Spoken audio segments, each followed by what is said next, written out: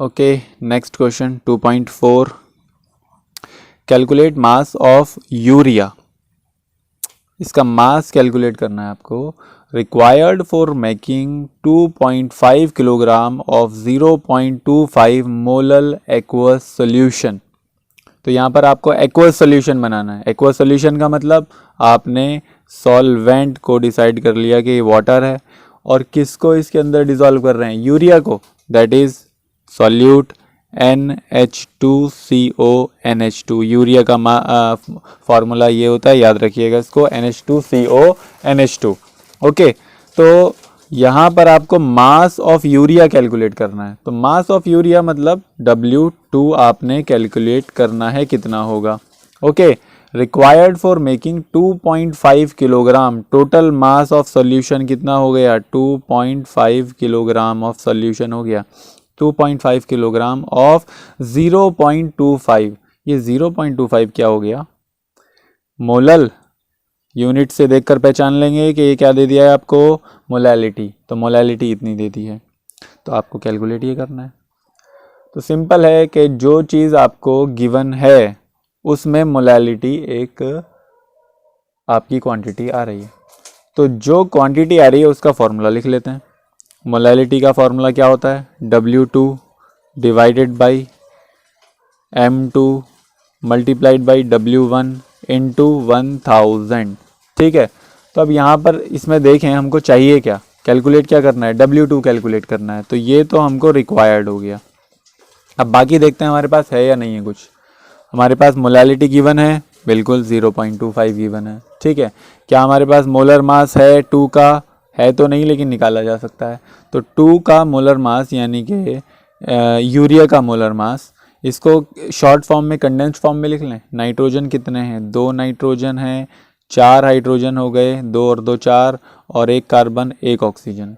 तो इसका molar mass nitrogen का 14 होता है मल्टीप्लाइड बाई 2, प्लस हाइड्रोजन का 1 होता है मल्टीप्लाइड बाई 4, प्लस कार्बन का 12, प्लस ऑक्सीजन का 16। इसको कैलकुलेट करेंगे, ये 60 ग्राम पर मोल कैलकुलेट करके आ जाएगा आपका। ठीक है, तो अब यहाँ आप देखें कि आपको मोलर मास ऑफ 2 भी पता चल गया। अब सिर्फ क्या रह गया, W1 पता लगाना रह गया आपको। तो W1 जो है पता नहीं है, लेकिन हमें तो W2 पता लगाना है ना। तो अब यहाँ से अगर देखें कि जो कैपिटल W है वो कितना है, 2.5 किलोग्राम है, और हमने 1000 से मल्टीप्लाई किया है तो इसको ग्राम में कन्वर्ट करना पड़ेगा। 1000 से मल्टीप्लाई कर दूंगा इसको मैं, 2.5 multiplied by 1000 gram, that will become 2500 ग्राम। ठीक है, ये कैपिटल W हो गया। तो अब यहाँ कैपिटल W से आप जानते हो कि वो होता है W1 प्लस W2। आपको यहाँ W1 पता नहीं है, तो W1 तो निकाला जा सकता है, that is W minus W2। और W कितना है आपके पास, 2500, 2500 माइनस W2। तो इसको हम इस फॉर्मूले में पुट कर देते हैं। तो molality is equals to W2 into 1000 divided by capital M2 multiplied by W1 की जगह 2500 माइनस W2। तो अब आप इस फॉर्मूले में देखें, सिर्फ एक ही अननोन रह गया है, दैट इज W2। बाकी तो सब कुछ पता चल गया हमको।